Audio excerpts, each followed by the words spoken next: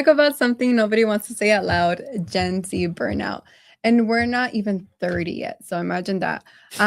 Not because we're lazy or we don't want to succeed. I think nowadays stability is just feeling a little bit harder to reach. Yes, so welcome to the From Zero podcast. This, of course, isn't a victim story or even a complaining episode. This is just us calling it out as it is. The burnout is real. We're going to talk in this podcast about how it affects the way we live, the way that we work, even how we build our future, where it actually comes from, and how building stability, even in raw state, can play a huge role in it. Yeah. So let's start by first talking about how burnout actually looks like and how a burnout actually looks like and how it shows up um, the ways we don't expect. So a stat says that 46% of Gen Z say that they feel burned out most of the time. So what is that feeling? A lot of people feel like they're not resting, brain fog, low motivation, and day to day they're not feeling productive. Such thing as doom scrolling. I think nowadays we see that, and is the most common way that it appears when you're just doom scrolling, and your brain ends up feeling exhausted from it. Yeah, I think so too. It's just, I have a huge problem with doom scrolling. If I'm being honest, it's just that one of those moments where you want to get away from everything, and so you just like, oh, I'm just gonna look on my phone for like 10 minutes, and then it just ends up being an hour of you just watching TikToks and everything. So, Yeah. but how does this burnout show up in your life personally? Well, I think through doom scrolling as well. So when my son takes a nap, instead of doing the productive things that I said I was going to do, such as like whether it's with real estate or washing the dishes or getting some stuff around the house, I end up sitting on the couch doom scrolling. And as soon as he wakes up, yeah, it's just full attention to him, and I get that guilty feeling of like, girl, you should have been focused on what you were gonna do. And I end up just feeling overwhelmed because now I have to pay attention to him, and I also need to get the stuff that I was supposed to get done while he was napping. Another way I feel like it shows up in my life is the constant needing to do something, having that like mental list of like, okay, I have to get up, I have to pack lunch, I have to do the dishes, mopping, brooming, I have to make my calls, I have to send out the emails, I have to go with the market update. So what's the next thing that has to get done? And I fall asleep with that mentality of like that list. So as soon as I wake up, it's not the healthiest thing, because I'm just wake up to feeling exhausted and overwhelmed. And that's how my day starts. So how about you? How does it feel? I think for me, it's kind of similar too. It doesn't come from lack of effort. I mean, I think I'm pretty productive most of my days. Yeah. But I just think it comes from too many decisions, too many unknowns, and just having so many things in my head and trying to do so many things at once. And I get nothing. I feel like I get nothing done, even though I probably was pretty productive most of the day, but I do something here, and then I do a little bit of this, and then I go back to this. So I think one of those things that helped me, for me personally, is just kind of like getting clear on my systems of what needs to get done, my time, my money, my goals. Time blocking is a huge one, and I think ultimately AI. In the last episode, I talked about how much I loved AI and how much I love ChatGPT. Yeah. And I think it just helped me in many ways organize my time in terms of like what workouts do I need to do? What do I need to, and a set list of what I need to do in the day, what I need to do first, second, third, fourth, fifth. So I think AI has personally helped me a lot to take away the little stuff that I have to do every day and just get that away from the productive stuff, I guess I would say, just like the little stuff. Yeah. So. Okay. So now that we kind of know those emotions, or that feeling of we get a little brain fog.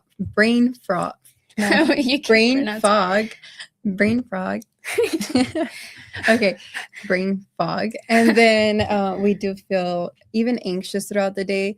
How you were mentioning, you have so many tasks that you have to sometimes get done, and you do them, but you don't finish them. So then that just adds on to the next day. that feels very overwhelming. So let's kind of see what we can do to clear up that brain fog and anxiety that sometimes builds through the day, and we just get overstimulated with all these tasks that we have to get done. Yeah. So let's kind of talk about the why Gen Z is having a burnout. I think not many people talk about it. People assume that we don't have a burnout, but I think we do. I mean, one of the big reasons why Gen Z has that burnout is the cost of living. Yeah. Man, it's freaking expensive nowadays with inflation and yeah, we have mentioned this in like the first episode, but it's such a real thing. People need 2 to 3 incomes, and many like nearly half of the adult Gen Z are struggling, and they need to live paycheck to paycheck in order to survive, and they can just barely get the necessities, the rent and food, and it's kind of hard to do anything else because it's like, well, I don't have enough money. Like I have to work. Yeah. So it says nearly half of adult Gen Z say that they are struggling to meet the basic needs or living paycheck to paycheck. That's crazy. I know that in my personal life, that's something crazy that we're going through and struggling through right now is finance. Because as a real estate agent, you're not paycheck to paycheck, but your commission is, you can have 5 commissions in 1 month and then have nothing for 6 months.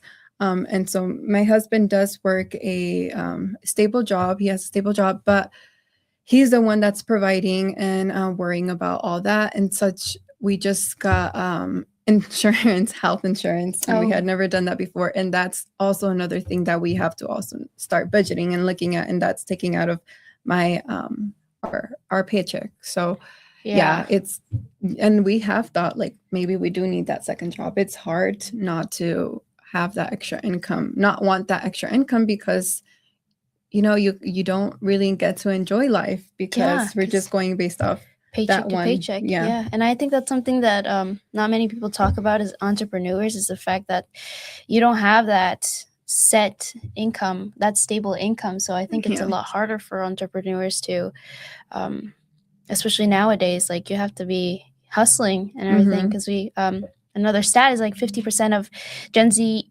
adults are earning income outside of their primary job. So you can just see how much inflation has impacted the way that we work, and we just have to always keep moving. And that social media pressure that we get too, of comparing ourselves to the TikTok influencers and everything, and just trying to live up to how they're living, and you just see how it kind of looks like they have the life. It's like super easy, like, because all they have to do is record, and we're stuck working like jobs and everything. But it's hard to get away from that pressure to be successful and everything. And I think that plays a big role in the burnout of seeing how like it feels like we're not going anywhere. And for many Gen Z. I think we just start comparing ourselves, or it doesn't have to be an influencer. It could just be your friend posting a cute picture on Snapchat, or Instagram, and that purse or whatever, the shoes or anything that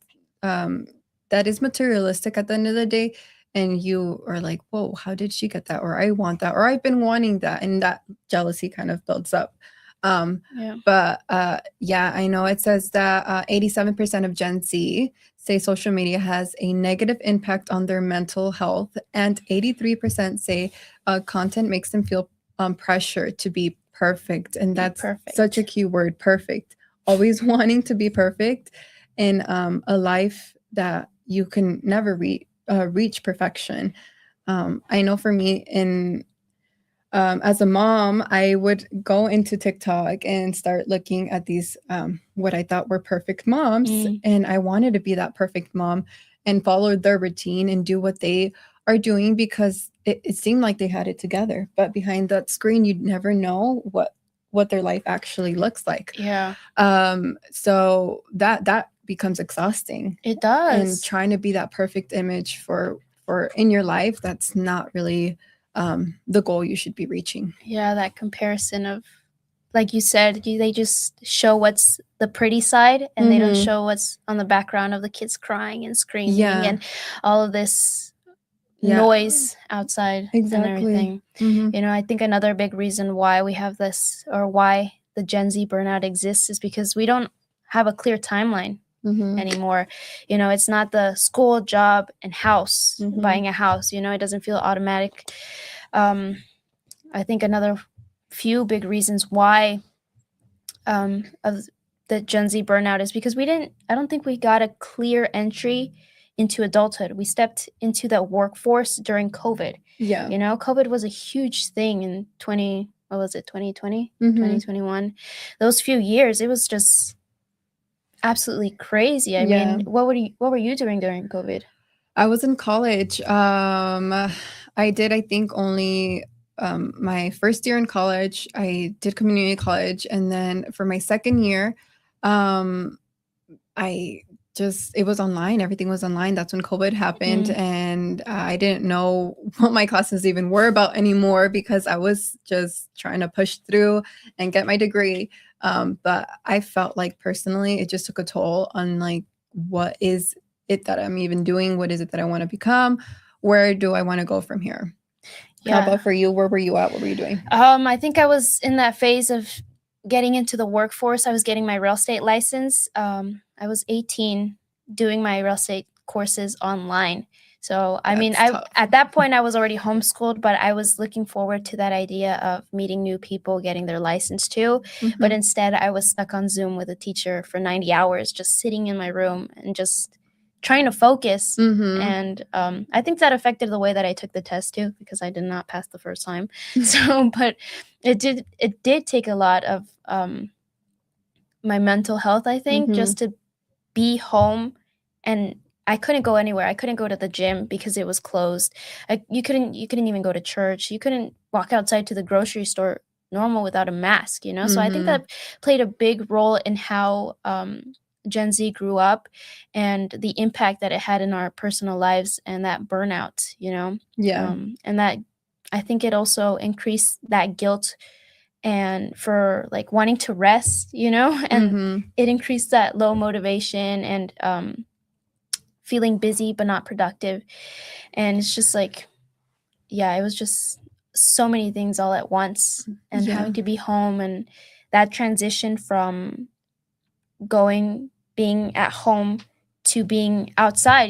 So after COVID, it kind of just like everything tried to transition back to normal, but it's What's weird. normal? Yeah, what's that normal? Yeah, I definitely get that. My sister-in-law, I just thought it was crazy, and I would see this online, people posting their graduations from high school, and it was them just in the car driving with posters and celebrating, but that's tough. Yeah.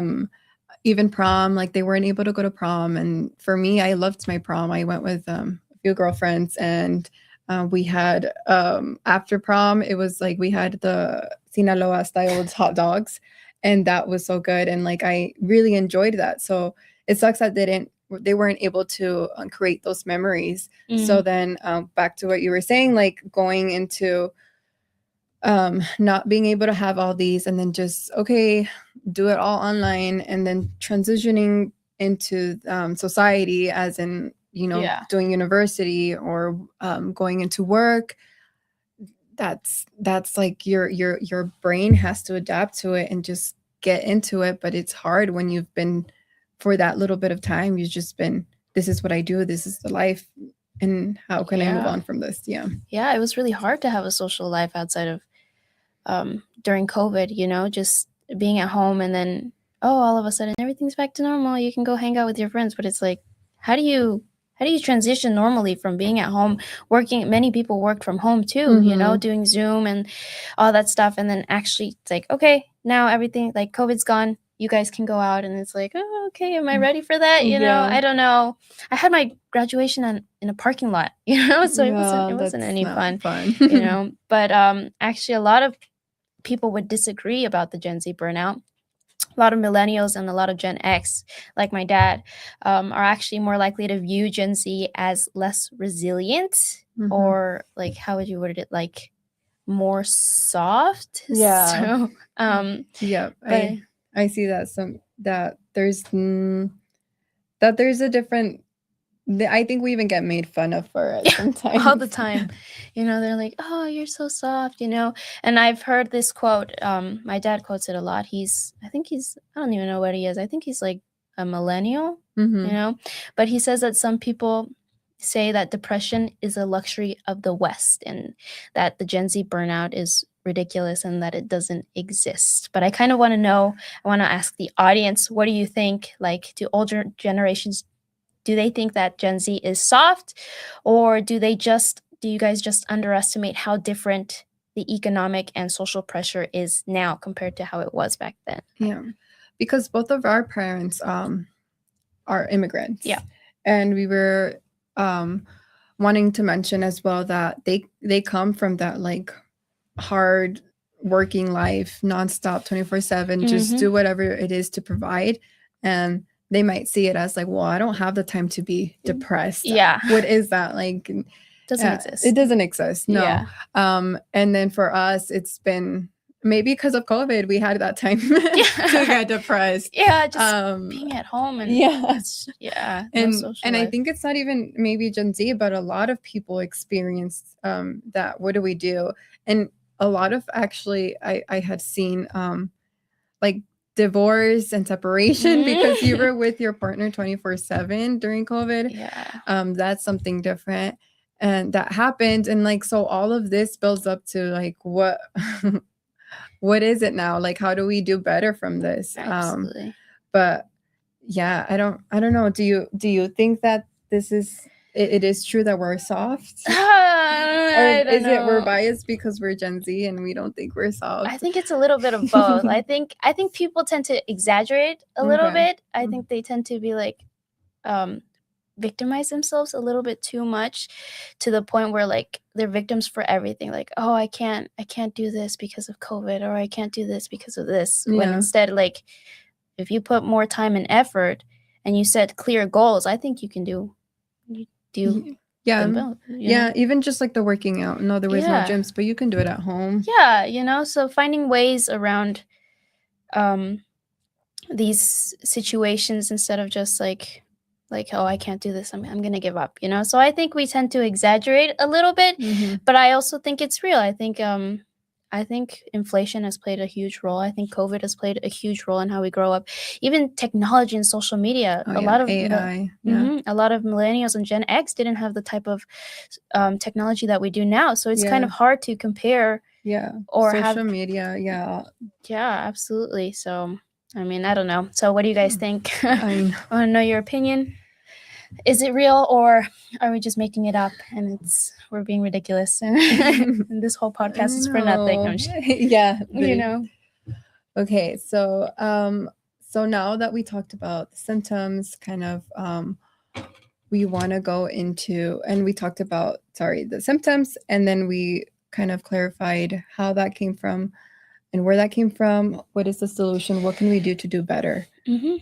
Yeah, because again, I don't think we should victimize ourselves. I think it's real, but I think there are also solutions that we can do to improve our well-being and our burnout. So yeah, so I think the first step would be not to ignore it, and just be open-minded to the solution and what we can do.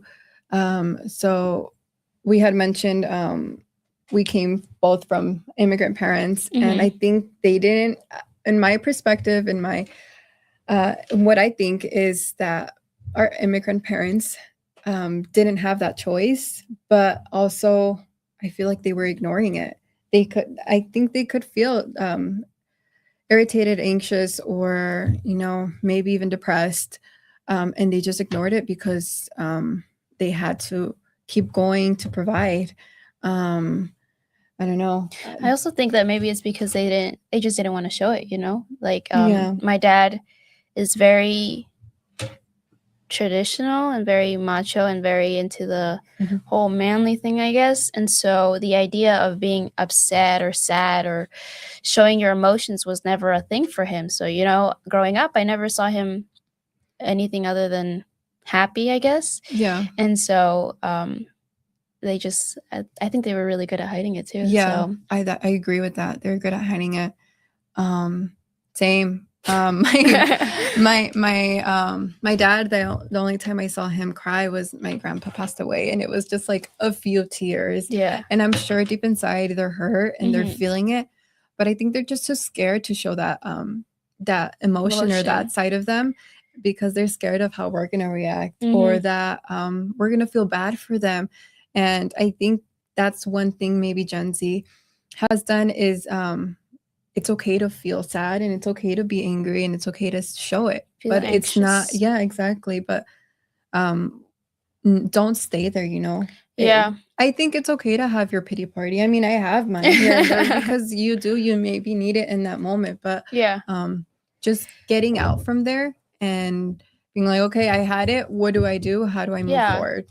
Yeah, same, like, don't just stay, like you said, like, don't get stuck in it. So like, oh, like I'm feeling this burnout. Okay, now what are we gonna do to improve it? You know, not just staying in the same position that we're in and victimizing ourselves. Like, again, we're not trying to victimize ourselves in this podcast, but we're just trying to show you that, okay, it's real. Now what are we gonna do to improve it? You know, because there's always a solution to every problem, you know. So yeah.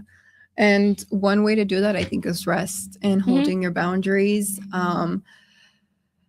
Putting boundaries with work, and me as a realtor, I think that's one thing I need to do. We don't have a set schedule. We're on 24/7. If somebody gets a call, you know, you got to pick up because it could be a client. But there is times for that, and there is like time blocking of, you know, Fridays, you know, whether it's Family Friday, and like we're setting that whole day or that evening just for the family, and not getting, if you get a call, you know, you can send that message, not right now, or talk to you tomorrow morning, or schedule it. But yeah, setting boundaries. And then from work, whether it's from family, whether it's from your phone as well, so that you can actually take that deep breath and really rest.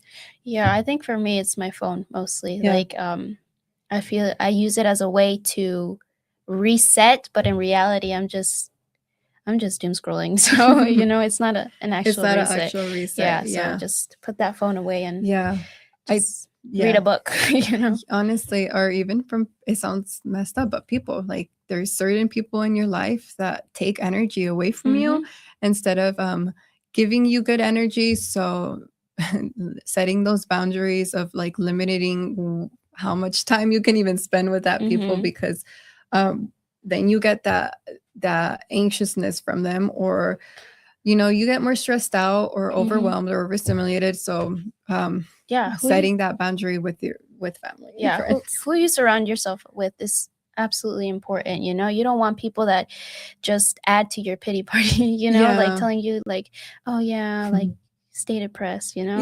You want people to uplift you and say like, you know what, I see you.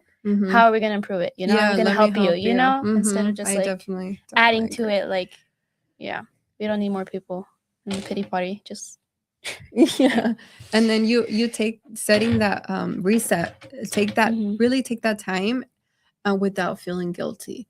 And how you said, you know, you with the phone, like doom scrolling, even I do it. But what's another way that you can do it? Finding different, I don't know, hobbies, other things that interest you. That is a reset for you to get back into it. Because as soon as you have that good reset, with that good rest, then you can go back into your job, go back into your life, and really I guess, put more detail and care into what you're doing. Yeah, absolutely. Another stat that we found was that predictable routines are associated with lower stress and better mental health outcomes. So just creating a simple routine throughout your day of eating, sleeping, moving your body, just those basic things, I think will help so much. Like, okay, this is the time I'm going to sleep between 9:30 and 6 in the morning. I'm going to eat my breakfast at 8, lunch at 12, dinner at 5. You know, I'm going to exercise at this time. And just the basic things, setting a good routine. That way you feel more stable instead of having an unstructured the way you structure your time and your money, it just increases anxiety if you don't set boundaries like we were talking about and creating those simple routines, Yep. So do that weekly, maybe doing that weekly check-in or monthly check-in of your bills that you have to pay or your goals that you have to meet, and then time blocking. That one's a huge one. Yeah, I really think. just time blocking anything, whether you eat, what you have to get done for work, what time you got to drop off your kids or pick them up, any little thing like that. I think time blocking is a very good tip that you can do for your life. Absolutely, especially as entrepreneurs, like you said, we don't have a set schedule as agents. So like, okay, I'm gonna work from this time to this time, and the rest I'm just gonna leave it for something else, just like I'm gonna set an hour for the gym, and for this hour I'm not gonna answer phone calls or anything. I'll get back to them as soon as possible, but this time is just gonna be for me, so I think that's a big one. Yeah, I know that I've called you before and you're at the gym and you don't answer. And that's not a bad thing. That's your time. And that could even be your time to reset or to feel better. So yeah, like really dedicating and like we mentioned, the boundaries, setting those boundaries so that you can have that good reset. So, and then another thing would be the small wins. Yeah. Appreciate and congratulate yourself. Enjoy those small wins so that you are more likely to continue that time blocking or that weekly or monthly goal checkup. Yeah.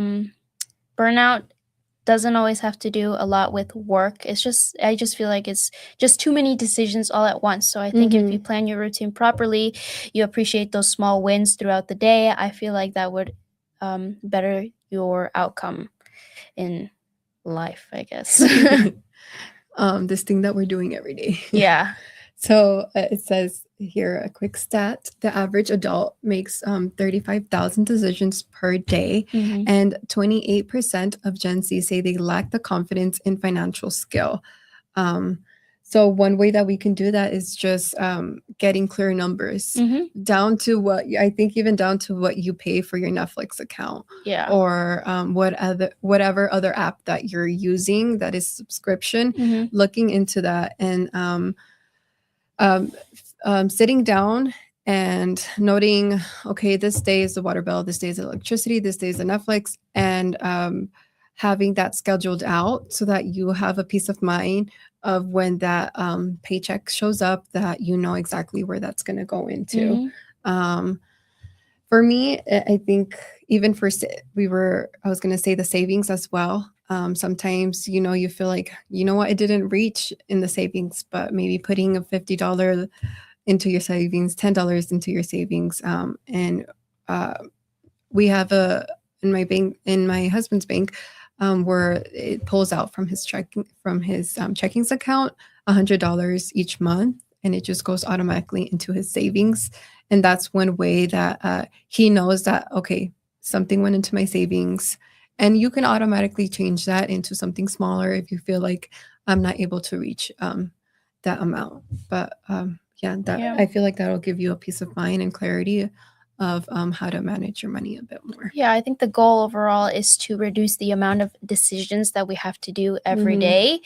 And so by doing these little things, it reduces those little things that we have to do each day. Like, okay, I have to pull money from here to here. I don't know where my money is going. And just, I think these little simple tips, I think, would help reduce those decisions, and then therefore reducing the burnout that I think Gen Z is experiencing. And using AI. I use AI for everything. So I'm just going to keep saying that AI is your best friend. So use that to reduce. I need to start using it a little. I don't use it. I don't tell it my personal stuff. But maybe I should. Maybe I should get a little more connected to AI. I was telling her that it's my therapist too. It's my everything. Does she have a name? No, not yet. We're not on. I don't have a name. We're not at that level yet. Yeah, not yet. But I use it for everything. My personal life, my business life especially. I think it's helped me so much, especially in the business side, to where I have a CRM, and every month we have 35 agents. So for half of those agents, I have to put leads into their system, and having to do that manually and convert them, it just takes so much. So what did I do? I used ChatGPT, created a GPT. I uploaded what I needed it to do, and it takes me like 5 minutes now to put hundreds of leads into the accounts of 35 agents. So, it just removes those little daily activities that I have to do every day, and just reduces the amount of stress that I have to take on, because all it takes me is 5 minutes, Yeah. So the goal here is to make this a long-term win, not just let me get through the week. Yeah, because I think that's what we feel a lot as Gen Z, is just like we're just trying to get through the week, and just like and there's like- moments that you may still feel like that. That's okay. Even if you take all these tips and you put everything into it, you're gonna feel like that occasionally, and that's okay because we're human. Yeah.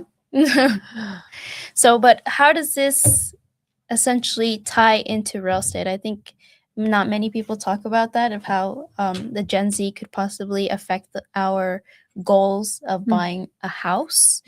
I think an example would be how people tend to delay because they feel like they're never ready. Did you feel ready when you bought your house?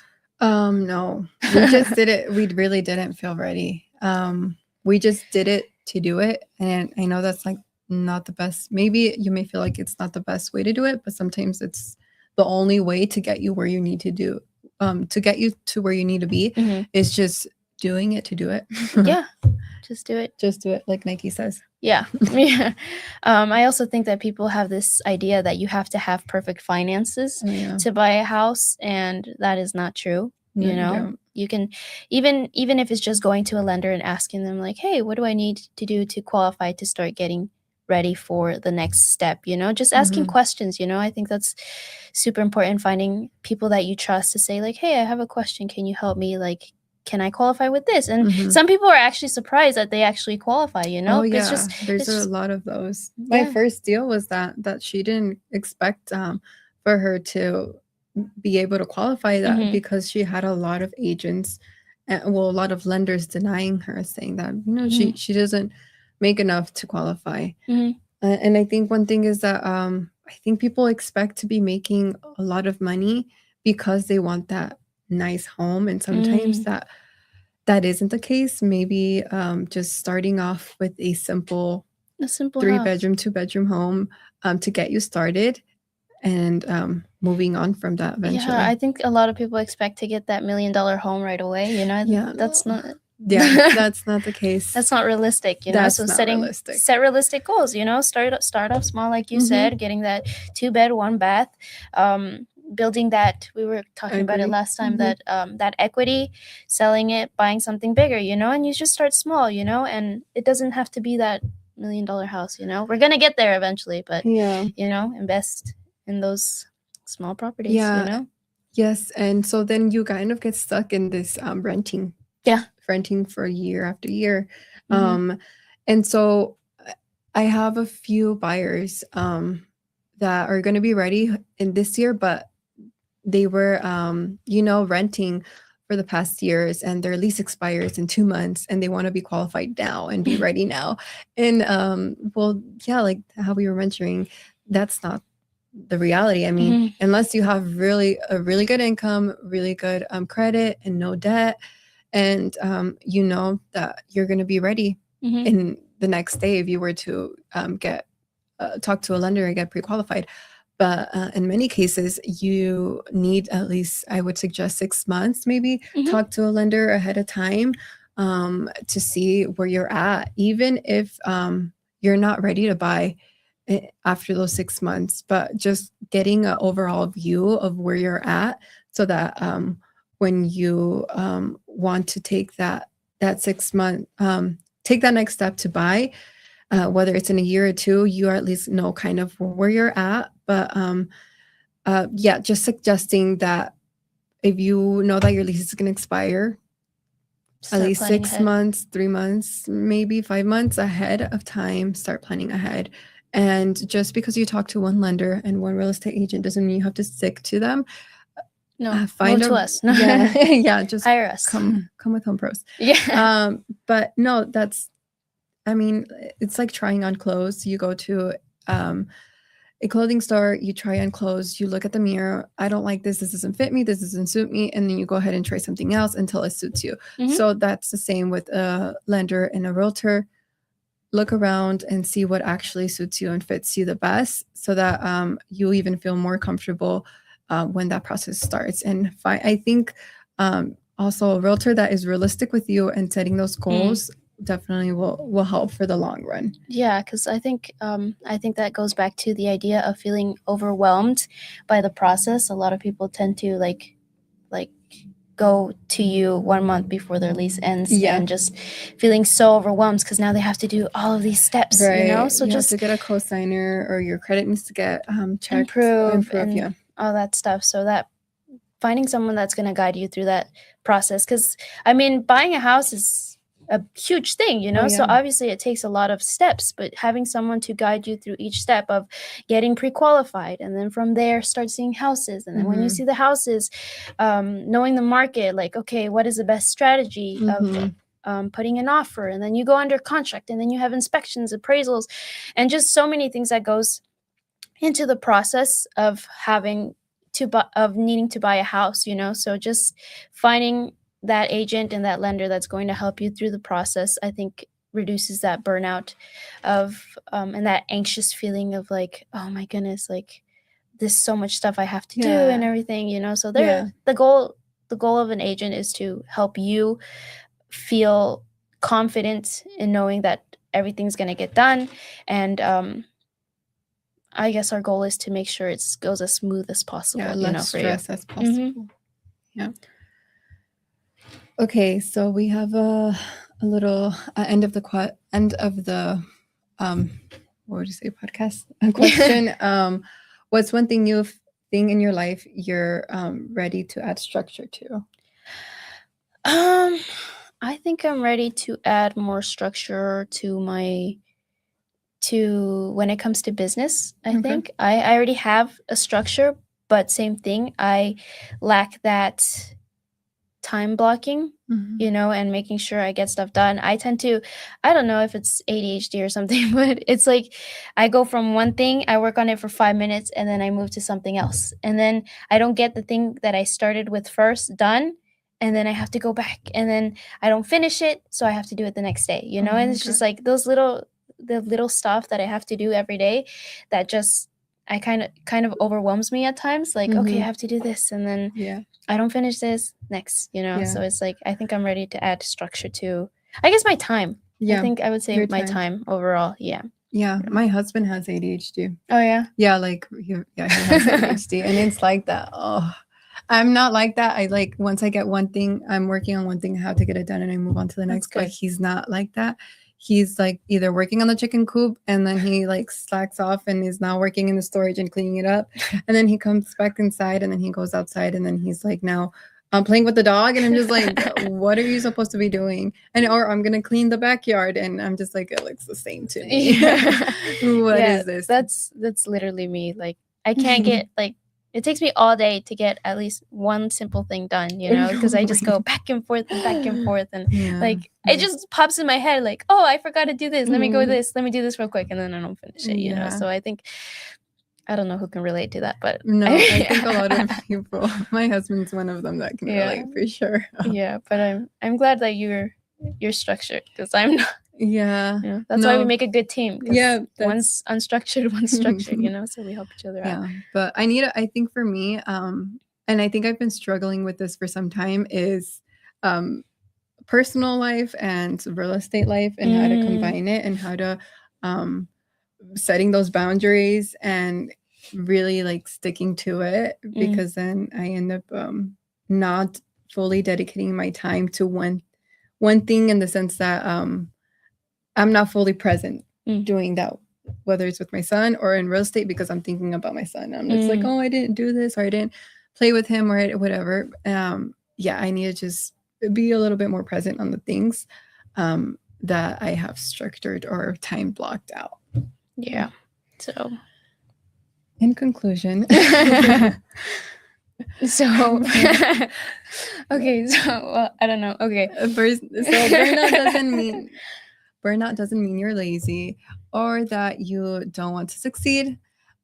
Just really taking accountability for where you're at in life and how you want to reach those goals, and time blocking and setting up a good schedule for yourself to reach where you want to be in life. And like we mentioned, this isn't a pity story or a feeling guilty about ourselves. It's just clarifying and how we can become better in everyday life. Yeah, so I think that's it for today. So make Yeah. sure you guys, like, subscribe, share, follow, Yeah. and we'll see you next time. Wait, I have one more thing. Okay. So I am really curious to know if people out there think Gen Z are too soft, and That would be interesting. Yeah, We should put a poll, like, yeah. Oh, we should. yeah, like, what do you think? Is Gen Z being exaggerating, Yeah. or is it real? Yeah. So Thank you guys so much for watching. Yeah. Bye. Bye.